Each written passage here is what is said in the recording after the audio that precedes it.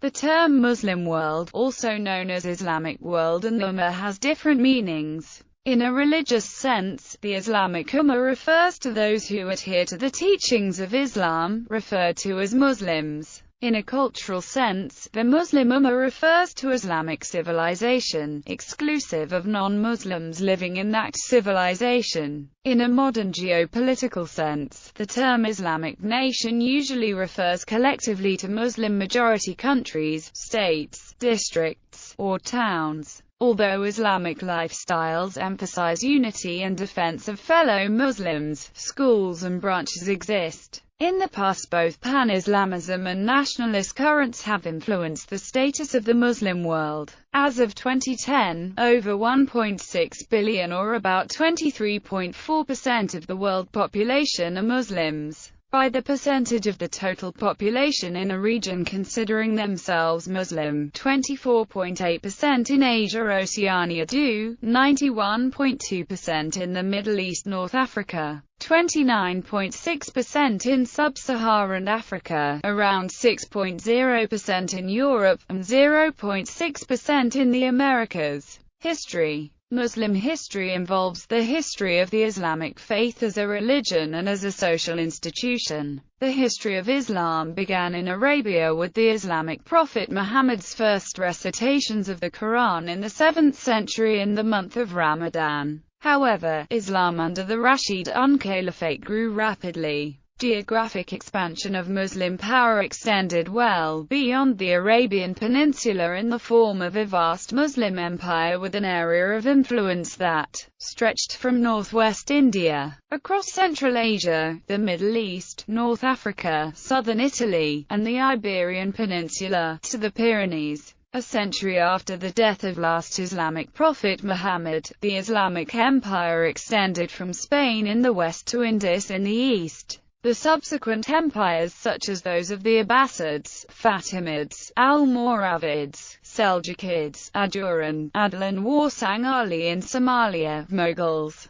Safavids in Persia and Ottomans in Anatolia were among the influential and distinguished powers in the world. Classical culture. Mir Saeed Ali, a scholar writing a commentary on the Quran, during the reign of the Mughal Emperor Shah Jahan. Portrait of a painter during the reign of Ottoman Sultan Mehmet II. A Persian miniature of Shah Abul Mali, a scholar. Mongol ruler, Ghazan, studying the Quran. Laila and Majnu studying together, from a Persian miniature painting. The Islamic Golden Age coincided with the Middle Ages in the Muslim world, starting with the rise of Islam and establishment of the first Islamic state in 622. The end of the age is variously given as 1258 with the Mongolian sack of Baghdad, or 1492 with the completion of the Christian reconquista of the Emirate of Granada in Al-Andalus, Iberian Peninsula. During the reign of the Abbasid Caliph Harun al-Rashid,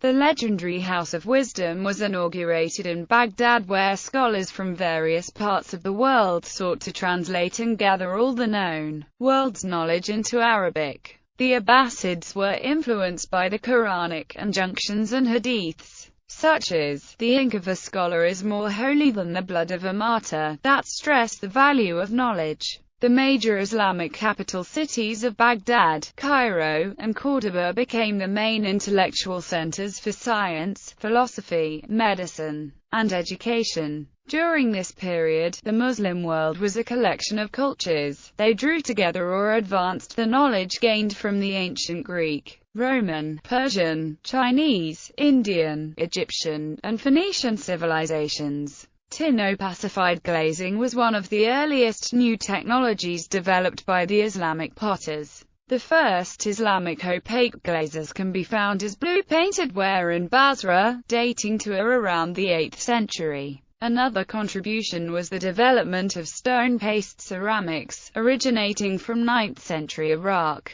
Other centers for innovative ceramic pottery in the Old World included Fustat, Damascus and Tabriz. Literature. The Story of Princess Parizada and the Magic Tree. Ali Baba by Maxfield Parrish. The Magic Carpet. The best-known work of fiction from the Islamic world is 1001 Nights Night, or Arabian Nights, a name invented by early Western translators, which is a compilation of folk tales from Sanskrit, Persian, and later Arabian fables. The original concept is derived from a pre-Islamic Persian prototype, Hezar-Afsan, that relied on particular Indian elements. It reached its final form by the 14th century. The number and type of tales have varied from one manuscript to another. All Arabian fantasy tales tend to be called Arabian Nights stories when translated into English, regardless of whether they appear in the Book of 1001 Nights or not. This work has been very influential in the West since it was translated in the 18th century, first by Antoine Galland. Imitations were written, especially in France. Various characters from this epic have themselves become cultural icons in Western culture, such as Aladdin, Sinbad the Sailor and Ali Baba. A famous example of Arabic poetry and Persian poetry on romance is Laila and Majnu, dating back to the Umayyad era in the 7th century. It is a tragic story of undying love, much like the later Romeo and Juliet, which was itself said to have been inspired by a Latin version of Laila and Majnu to an extent. Ferdowsi's Shahnameh, the national epic of Iran, is a mythical and heroic retelling of Persian history. Amir Arsalan was also a popular mythical Persian story, which has influenced some modern works of fantasy fiction, such as the heroic legend of Arslan. Ibn Tufayl and Ibn al-Nafis were pioneers of the philosophical novel. Ibn Tufayl wrote the first Arabic novel Hayy ibn Yaqdan as a response to al-Ghazali's The Incoherence of the Philosophers, and then Ibn al-Nafis also wrote a novel Theologus Autodidactis as a response to Ibn Tufayl's Philosophus Autodidactis.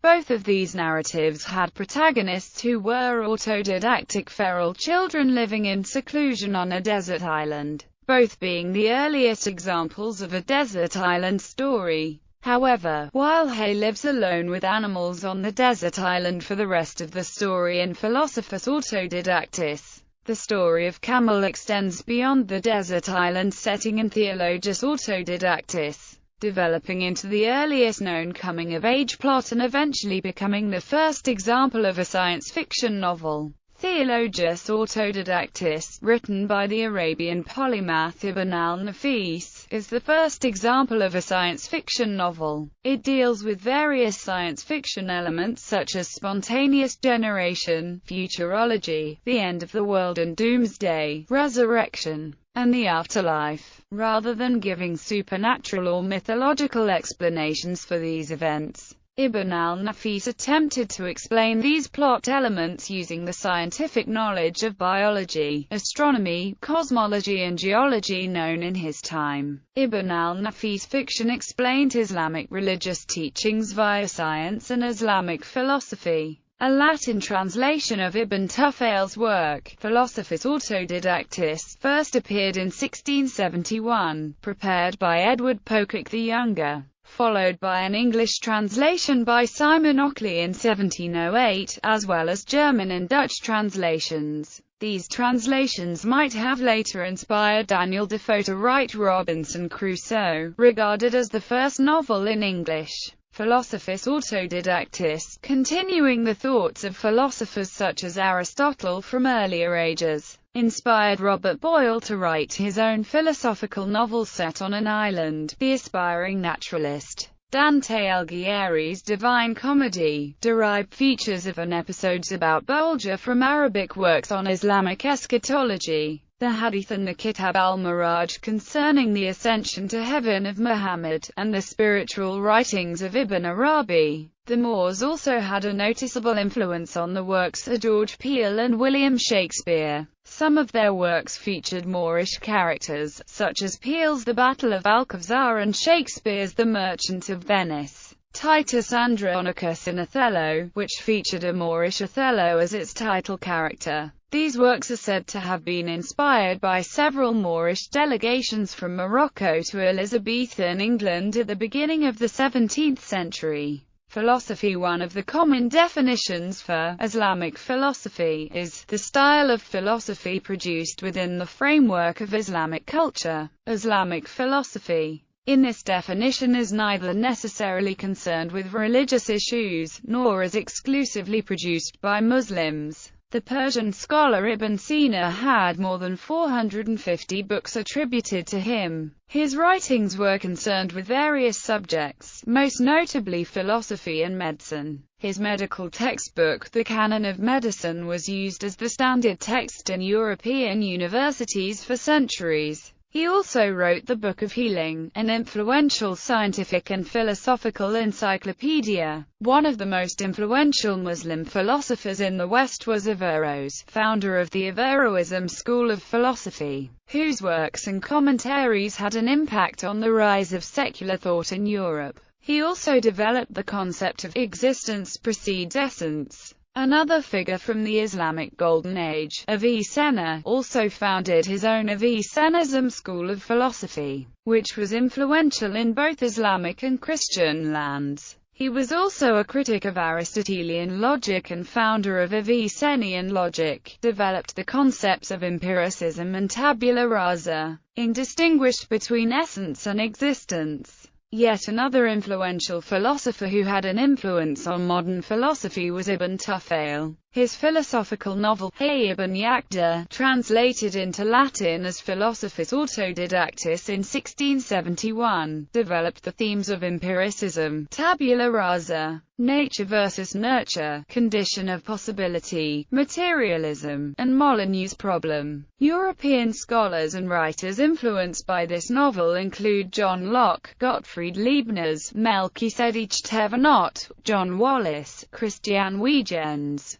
George Keith, Robert Berkeley, the Quakers, and Samuel Hartleb. Islamic philosophers continued making advances in philosophy through to the 17th century, when Mulla Sadr founded his school of transcendent theosophy and developed the concept of existentialism. Other influential Muslim philosophers include Al-Jahiz, a pioneer in evolutionary thought, Ibn al-Haytham, a pioneer of phenomenology and the philosophy of science and a critic of Aristotelian natural philosophy and Aristotle's concept of place, Al-Biruni, a critic of Aristotelian natural philosophy, Ibn Tufayl and Ibn al-Nafis, pioneers of the philosophical novel, Shahab al-Din Suhrawardi, founder of Illuminationist philosophy, Fakhr al-Din al-Razi, a critic of Aristotelian logic and a pioneer of inductive logic, and Ibn Khaldun, a pioneer in the philosophy of history. Sciences. Muslim scientists contributed to advances in the sciences. They placed far greater emphasis on experiment than had the Greeks. This led to an early scientific method being developed in the Muslim world, where progress in methodology was made, beginning with the experiments of Ibn al-Haytham on optics from circa 1000 in his Book of Optics. The most important development of the scientific method was the use of experiments to distinguish between competing scientific theories set within a generally empirical orientation, which began among Muslim scientists. Ibn al-Haytham is also regarded as the father of optics, especially for his empirical proof of the intromission theory of light. Some have also described Ibn al-Haytham as the first scientist. Al-Khwarizmis invented the log-based systems that are being used today. He also contributed theorems in trigonometry as well as limits. Recent studies show that it is very likely that the medieval Muslim artists were aware of advanced decagonal quasi-crystal geometry and used it in intricate decorative tilework in the architecture. Muslim physicians contributed to the field of medicine, including the subjects of anatomy and physiology, such as in the 15th century Persian work by Mansur ibn Muhammad ibn al-Faqih Ilyas entitled Tashri al-Badan, which contained comprehensive diagrams of the body's structural, nervous and circulatory systems, or in the work of the Egyptian physician Ibn al-Nafis, who proposed the theory of pulmonary circulation. Avicenna's The Canon of Medicine remained an authoritative medical textbook in Europe until the 18th century. Abu al-Qasim al-Zahrawi contributed to the discipline of medical surgery with his Kitab al-Tazrif, a medical encyclopedia which was later translated to Latin and used in European and Muslim medical schools for centuries. Other medical advancements came in the fields of pharmacology and pharmacy. In astronomy, Muhammad ibn Jabir al-Irani al-Batani improved the precision of the measurement of the precession of the Earth's axis. The corrections made to the geocentric model by al-Batani, Averroes, Nasir al-Din al-Tusi,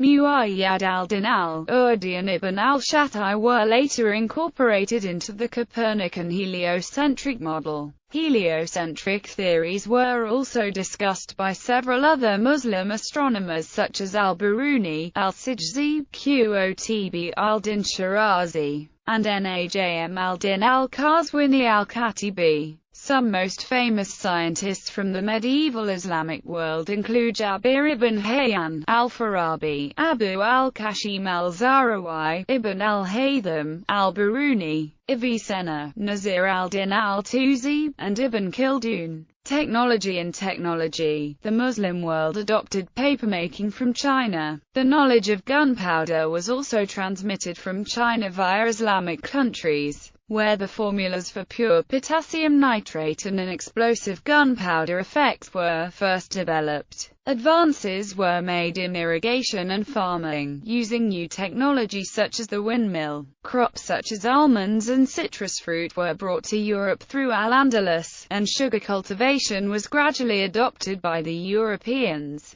Arab merchants dominated trade in the Indian Ocean until the arrival of the Portuguese in the 16th century. Hormuz was an important center for this trade. There was also a dense network of trade routes in the Mediterranean, along which Muslim countries traded with each other and with European powers such as Venice, Genoa and Catalonia. The Silk Road crossing Central Asia passed through Muslim states between China and Europe. Muslim engineers in the Islamic world made a number of innovative industrial uses of hydropower, and early industrial uses of tidal power and wind power, fossil fuels such as petroleum, and early large factory complexes. The industrial uses of water mills in the Islamic world date back to the 7th century. While horizontal-wheeled and vertical-wheeled water mills were both in widespread use since at least the 9th century. A variety of industrial mills were being employed in the Islamic world, including early fulling mills, grist mills, hullers, sawmills, ship mills,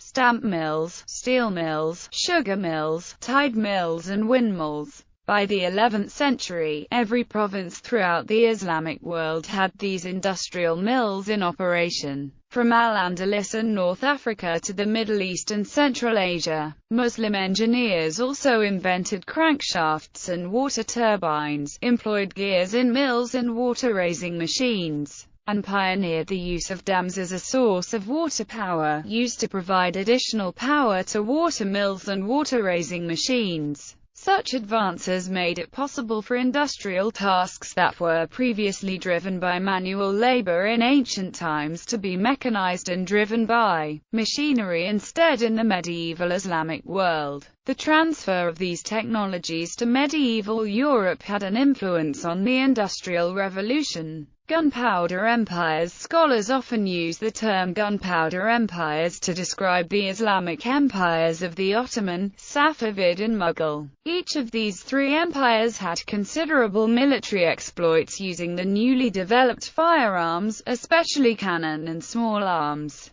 to create their empires. They existed primarily between the 14th and the late 17th centuries. Persian Zamborik bullocks dragging siege guns uphill during Mughal Emperor Akbar's siege of Ranthambore fort in 1568. Gun-wielding Ottoman Janissaries in combat against the Knights of St. John at the siege of Rhodes in 1522. Cannons and guns belonging to the Aceh Sultanate. Great divergence. Why do the Christian nations which were so weak in the past compared with Muslim nations, begin to dominate so many lands in modern times and even defeat the once victorious Ottoman armies, because they have laws and rules invented by reason. Ibrahim Mutfarika. Rational basis for the politics of nations. The Great Divergence was the reason why European colonial powers militarily defeated pre-existing Oriental powers like the Mughal Empire, Ottoman Empire and many smaller states in the pre-modern Greater Middle East, and initiated a period known as colonialism.